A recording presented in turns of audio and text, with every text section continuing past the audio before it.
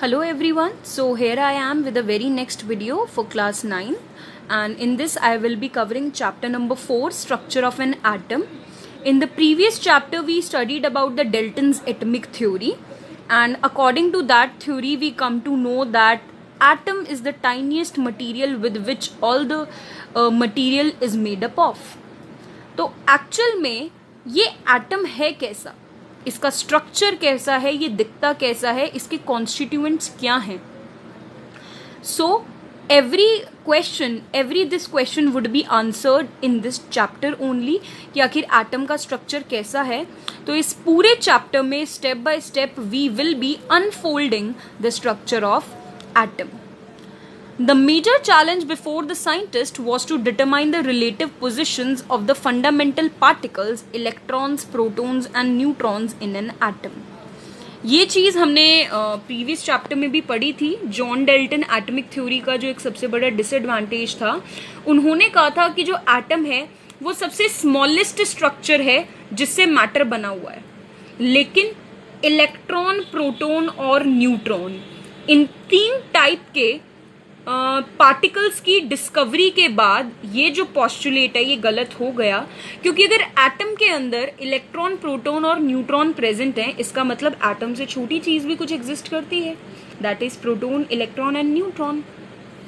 तो साइंटिस्ट ने इन तीनों पार्टिकल्स की अरेंजमेंट एटम के अंदर कैसी है, इस बात को लेकर एटम के अलग अलग स्ट्रक्चर्स को प्रपोज करना स्टार्ट किया. ईयर्स आगे पास ऑन होते गए एंड एटम की न्यू पिक्चर्स हमारे सामने आती गई. That's why by discovery of electron and proton, Dalton's concept of indivisibility of an atom was discarded. Yes, this is what I was talking about, कि जब इलेक्ट्रॉन, प्रोटॉन और neutron जैसे particles की discovery हुई, जो हमने अपनी प्रीवियस वीडियो में पढ़ा कि किस तरीके से इलेक्ट्रॉन, प्रोटॉन और न्यूट्रॉन डिस्कवर हुए हैं, तो उनकी डिस्कवरी के बाद जो डेल्टन का ये कॉन्सेप्ट था कि एटम जो है वो इनडिविजिबल है, वो सबसे टाइनेस्ट पार्टिकल है, उस पॉस्टुलेट को डिस्कार्ड कर दिया गया. तो एटम का स्ट्रक्चर समझने के लिए the very first scientist that came forward and he picturised the atom, the name of the scientist was J.J. Thomson, and the model proposed by him for the atom is known to be the Thomson's model of an atom, and he was the first to predict the picture of an atom. He was the first scientist जिन्होंने हमें atom का actual picture देने की कोशिश की, predict करने की कोशिश की कि आखिर एटम दिखता कैसा है. According to J.J. Thomson, an atom may be regarded as a sphere of positive charge in which protons are present. हमें ऑलरेडी पता है कि प्रोटॉन्स जो हैं वो पॉजिटिवली चार्ज पार्टिकल्स हैं, इलेक्ट्रॉन्स नेगेटिवली चार्ज पार्टिकल्स हैं and neutrons are the neutral particles. तो J.J. थॉमसन मॉडल में उसने कुछ पॉइंट्स दिए and the very first point was कि हम एटम को एक पॉजिटिव चार्ज का स्फेयर मान सकते हैं. हम उसे एक स्फेयर माने पॉजिटिव चार्ज का, जिसके अंदर प्रोटॉन्स जो हैं वो प्रेजेंट है. Second point, the negatively charged electrons may be regarded as studded और एम्बेडेड इन दिस स्फेयर. और ये जो पॉजिटिव चार्ज का बना हुआ स्फेयर है, इसके अंदर जो नेगेटिव चार्ज है यानी जो इलेक्ट्रॉन्स हैं वो एम्बेडेड हैं, वो कहीं कहीं प्रेजेंट हैं. Third, the positive charges due to the protons and negative charges due to electrons balanced each other. As a result an atom as whole is electrically neutral और it has its no net charge. This is very important point. J.J. Thomson ने साथ में ये बात भी कही कि एक एटम के अंदर पॉजिटिव चार्ज है प्रोटॉन्स की वजह से, नेगेटिव चार्ज है इलेक्ट्रॉन्स की वजह से. तो ये जो पॉजिटिव और नेगेटिव चार्ज एटम के अंदर प्रेजेंट है वो एक दूसरे को कैंसिल आउट कर देता है, बैलेंस कर देता है, जिसकी वजह से एटम जो है वो as a whole electrically neutral होता है और उसके ऊपर कोई चार्ज प्रेजेंट नहीं होता. दैट मीन्स उसने ये कहा कि एक एटम के अंदर the as much amount of positive charges like present in an atom, same amount of negative charge is also present in an atom, which makes the atom as a whole electrically neutral. So उसके इस postulates के according actual में क्या picture थी atom की, please let's have a look to that. This was the exact picture that was given by J.J. Thomson. This is a sphere of positive charge. You can look upon the gray portion that I have shaded over here. This gray portion is representing the positively charged sphere, and these circles are representing the electrons, that is negatively charged particle. तो J Thomson ने हमें यही बोला था कि जो atom है वो पॉजिटिवली चार्ज्ड स्फेयर है जिसके अंदर कहीं कहीं इलेक्ट्रॉन्स जो हैं वो एम्बेडेड हैं, स्टडेड हैं. जे थॉमसन मॉडल की एक सबसे बड़ी कैरेक्टरिस्टिक कि उसको प्लम पुडिंग मॉडल भी बोला जाता था. दैट मीन्स उसे क्रिसमस पुडिंग या एक सिंपल केक से रिप्रेजेंट किया जाता था. उसे उस चीज से कंपेयर किया जाता था. उसका रीजन क्या है? The reason behind this is that Thomson's model of an atom may be seen like a Christmas pudding or cake. Electrons are like dry fruits which are embedded on the base which looks like a positively charged sphere. Thompson model को plum pudding model या फिर Christmas pudding या cake की तरह उसे compare किया जाता था क्योंकि वो मॉडल कहीं ना कहीं वहीं से रिप्रेजेंटेबल है कि जो पॉजिटिवली चार्ज्ड स्फेयर है वो पूरा केक है जिसके अंदर इलेक्ट्रॉन्स जो हैं वो ड्राई फ्रूट्स की तरह कहीं कहीं एम्बेडेड हैं. That's why J.J. Thomson's model is known to be plum pudding model. Plum pudding model is just another name for J.J. Thomson's model. लेकिन कुछ limitations जो J.J. Thomson model जो हमारे सामने आया एटम का, उसकी limitations क्या थी? Very first limitation, this model could explain the main feature of the atom at that time, but it did not have any experimental support. सबसे बड़ा लिमिटेशन यही था कि जो जे थॉमसन ने मॉडल दिया उन्होंने उसका कोई एक्सपेरिमेंटल सपोर्ट नहीं दिया. उन्होंने किसी एक्सपेरिमेंट की हेल्प से हम लोगों को ये नहीं समझाया कि एटम की पिक्चर ऐसे ही हो सकती है. लेकिन एक सबसे बड़ा एग्जाम्पल एडवांटेज जो था जे थॉमसन मॉडल का वो ये था कि उन्होंने जो अपने मॉडल में प्रिडिक्शन की कि जो एटम है वो इलेक्ट्रिकली न्यूट्रल है और उसके पास कोई नेट चार्ज नहीं है and the amount of positive charge present in an atom is exactly equal to the amount of negative charge. This prediction was still accepted. So this was advantage and limitation was that there is no experimental support to the model which J.J. Thomson put forward. After J.J. Thomson's model, another scientist came upon who worked upon the postulates of J.J. Thomson and represented one more model which is known to be Rutherford's model of an atom. Exactly, the Rutherford's model is saying he performed a alpha particle scattering experiment. He performed a alpha particle scattering experiment. जो alpha particles होते हैं they are the particles which are positively charged using a thin foil of heavy gold metal. Rutherford ने एक alpha particle scattering experiment किया जिसमें उन्होंने alpha particles और gold metal की फॉइल को यूज किया. What he did in the experiment?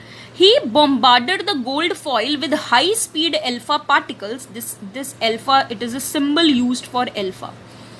So he bombarded the gold foil with high speed alpha particles that are positively charged helium nuclei.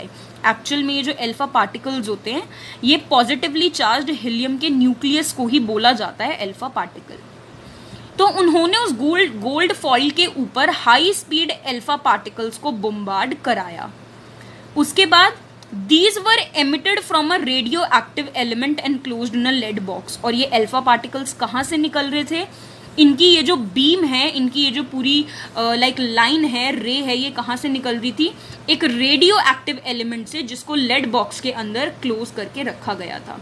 Radio active element ऐसे substances को बोला जाता है जिनके अंदर से रैंडमली स्पॉन्टेनियसली कुछ रेडिएशंस बाहर निकलती हैं और उन रेडिएशंस के अंदर अल्फा पार्टिकल्स की बीम भी प्रेजेंट होती है.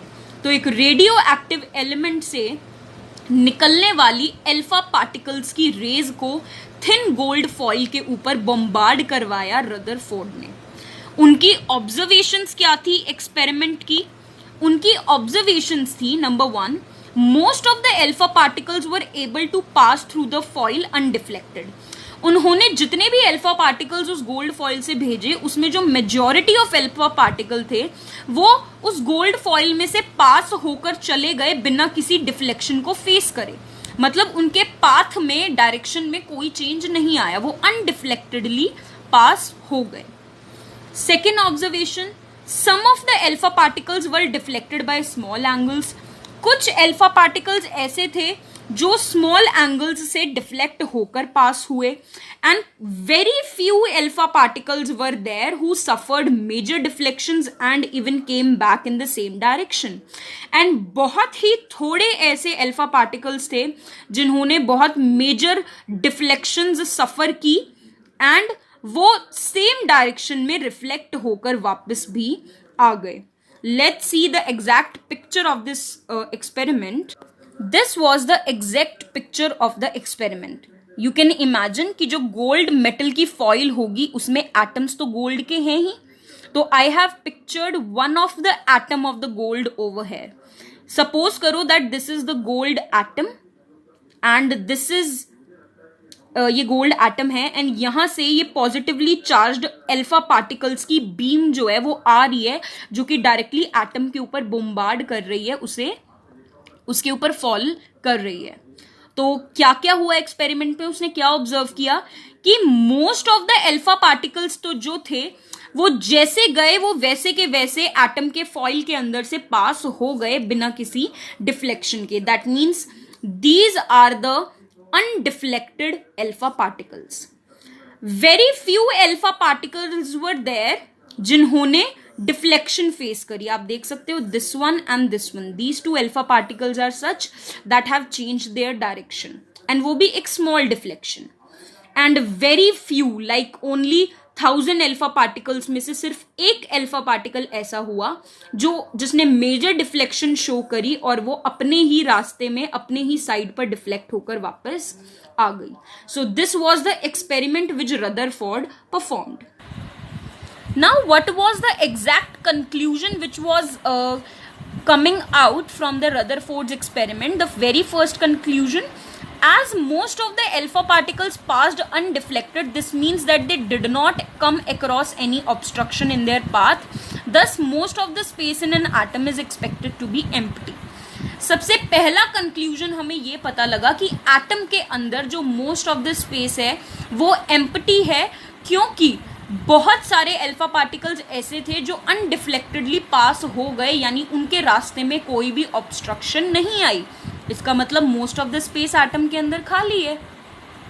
Second conclusion, as a few alpha particles suffered minor deflection and a very few major deflection, this means that these particles have met with some obstruction in their path. सिर्फ कुछ alpha particles ऐसे थे जिनको minor deflections face करनी पड़ी and कुछ ही ऐसे थे जिनको मेजर डिफ्लेक्शन फेस करनी पड़ी। इसका मतलब ये जो पार्टिकल्स हैं they have met with some obstruction in their path, उनको अपने पाथ में कोई ना कोई ऑब्स्ट्रक्शन मिली। Third conclusion, alpha particles carries positive charge. Since they were repelled and reflected back, the obstruction must also carrying the positive charge. जो alpha particles थे उनके ऊपर पॉजिटिव चार्ज होता है। अब अल्फा पार्टिकल्स जो हैं वो डिफ्लेक्शन फेस कर रहे हैं, वो रिफ्लेक्ट होकर वापस भी आ रहे हैं। इसका मतलब कोई चीज एटम के अंदर ऐसी है जिससे वो रिपेल हो रहे हैं, because like charges repel each other. इससे हमें ये पता लगता है कि जो ऑब्स्ट्रक्शन उन अल्फा पार्टिकल्स के रास्ते में आई उसके ऊपर भी कौन सा चार्ज था, पॉजिटिव चार्ज था। इन सभी कंक्लूजन्स की हेल्प से रदरफोर्ड ने जो एटम का स्ट्रक्चर हमारे सामने रखा, उस स्ट्रक्चर को डिफाइन करने के लिए कुछ फीचर्स, कुछ पॉइंट्स हमारे सामने रखे रदरफोर्ड ने। Let's look over them. So here we go with the features of Rutherford experiment. This is the very rough diagram that he was imagining.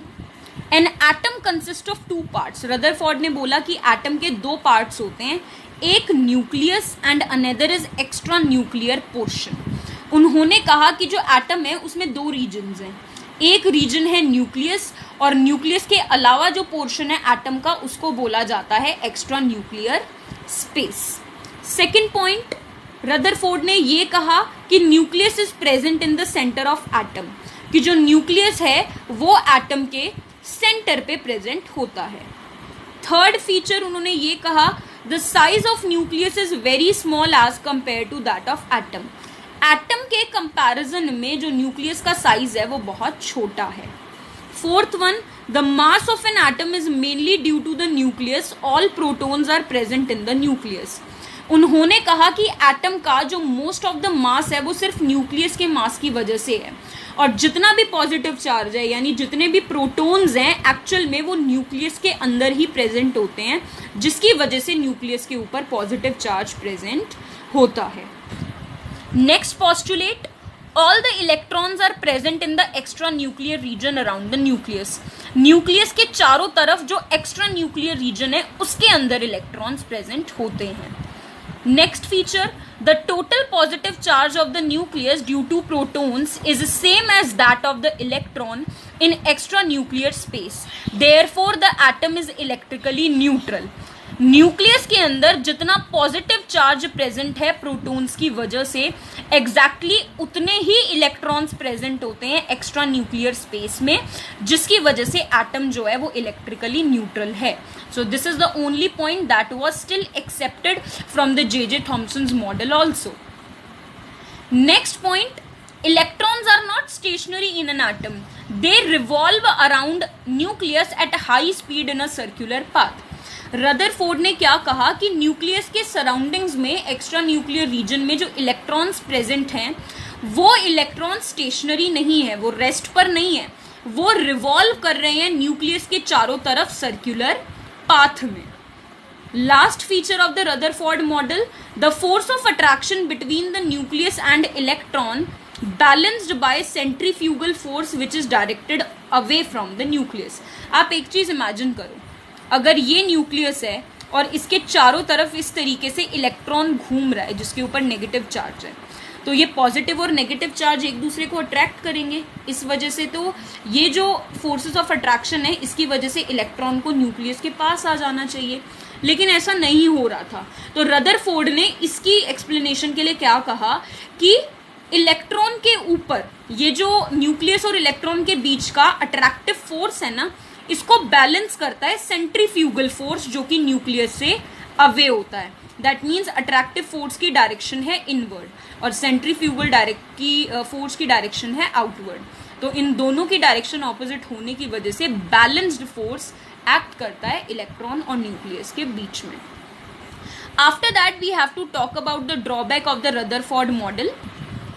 If we talk about the drawback of the Rutherford model, उसका सबसे बड़ा drawback ये था कि Rutherford was not able to explain the stability of atom.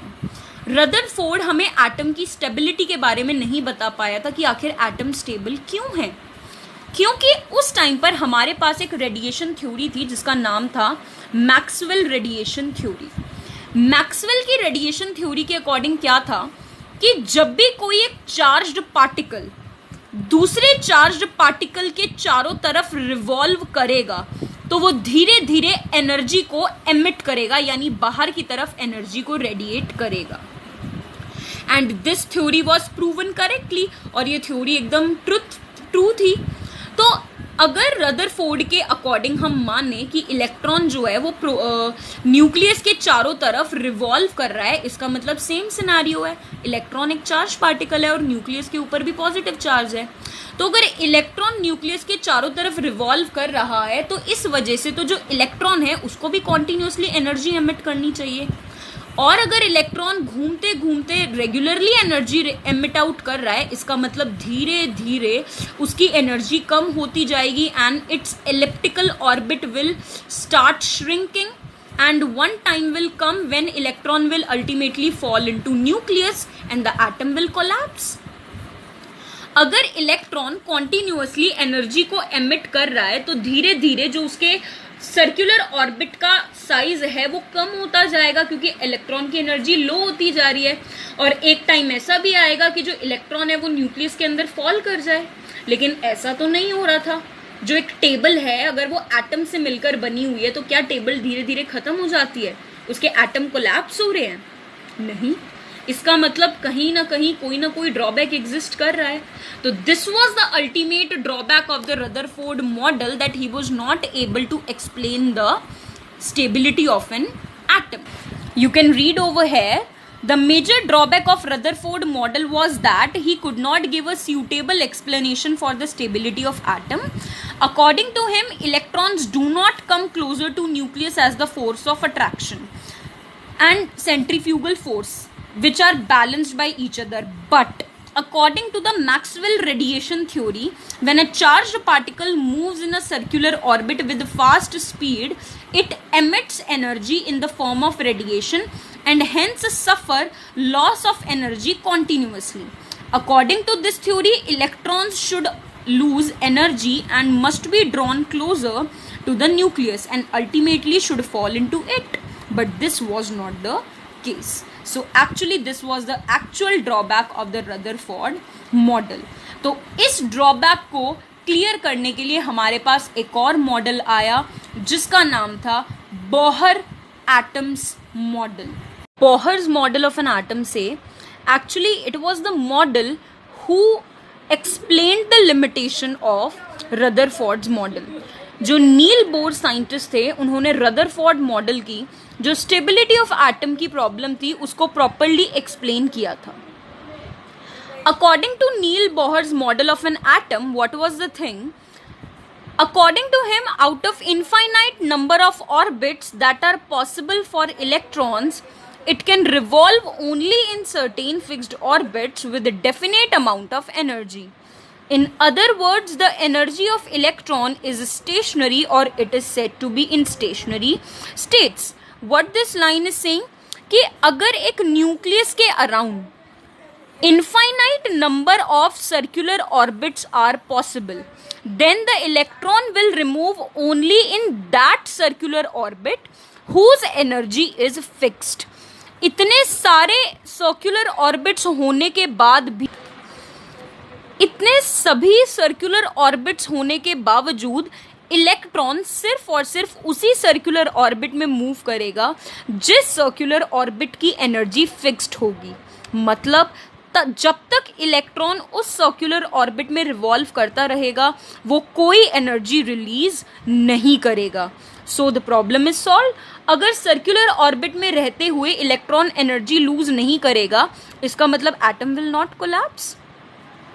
इसीलिए कहा गया कि जो इलेक्ट्रॉन की एनर्जी है वो स्टेशनरी है. मतलब इलेक्ट्रॉन जो है वो एनर्जी लूज आउट नहीं करता, इलेक्ट्रॉन की एनर्जी स्टेशनरी है and it is said to be moved in stationary state. Electron जो है वो स्टेशनरी ऑर्बिट या फिर स्टेशनरी स्टेट में रिवॉल्व करता है, जिसका मीनिंग ये है उस सर्कुलर ऑर्बिट में या फिर उस स्टेट में रिवॉल्व करता है जिसकी एनर्जी फिक्स्ड है. That means the circular orbit with definite amount of energy, only that circular orbit can have electron in it. And in these states, electron is not in position to lose or absorb energy. और जब तक एक electron in stationery states में रहेगा, इस stationery orbit में रहेगा, वो ना तो एनर्जी को लूज कर सकता है और ना ही एब्जॉर्ब कर सकता है. अगर मेन पॉस्टुलेट्स बोले जाएं थ्योरी के, then it will be only certain special orbits known as discrete orbits of electrons are allowed inside an atom. Atom के अंदर सिर्फ कुछ स्पेशल ऑर्बिट्स हैं जो पॉसिबल होते हैं और उन स्पेशल ऑर्बिट्स को बोला जाता है डिस्क्रीट ऑर्बिट्स. डिस्क्रीट ऑर्बिट्स क्यों बोला जाता है अभी you will know it. While revolving in discrete orbits, the electrons do not radiate energy. जब तक इलेक्ट्रॉन इन डिस्क्रीट ऑर्बिट्स में रिवॉल्व करेगा तब तक ना तो इलेक्ट्रॉन एनर्जी को लूज करेगा और ना ही गेन करेगा. These orbits or shells are called energy levels. In orbits और शेल्स को बोला जाता है एनर्जी लेवल्स. These orbits और shells are represented by letters. ये जो जितने भी shells और orbits हैं जो एक न्यूक्लियस के चारों तरफ प्रेजेंट होंगे एटम के अंदर, जिसकी एनर्जी फिक्स्ड है और जिनके अंदर इलेक्ट्रॉन मूव करेंगे, उन ऑर्बिट्स को या फिर उन शेल्स को हम कुछ लेटर से डिनोट करते हैं. And these letters are letter के, दैट इज कैपिटल के, एल और M, N and so on, K, L, M, N and so on. Or we can give some numbers to these shell also, that is 1, 2, 3, 4 and so on. For example, you can look over this diagram. Center में this positively charged nucleus is present and around it there are infinite number of orbits possible, but discrete orbits are allowed only. That means atom के अंदर infinite number of orbits present जरूर हो सकते हैं, लेकिन जिन orbits में electron present हो उनको डिस्क्रीट ऑर्बिट्स बोला जाता है, क्योंकि उनकी एनर्जी फिक्स्ड होती है. And the shell that is closest to the nucleus, it is shell number 1. that is shell number को n से लिखा जाता है. shell number is denoted by n. n is equals to 1 and its alphabet is k. Next shell is n number 2, n equals 2 and its letter is L. Then n is equal to 3, which is represented by m, and so on. So this is the basic structure of the atom which was given by Bohr. Now on the theory of Neil Bohr model, few definitions and terms were used to define the complete picture of atom.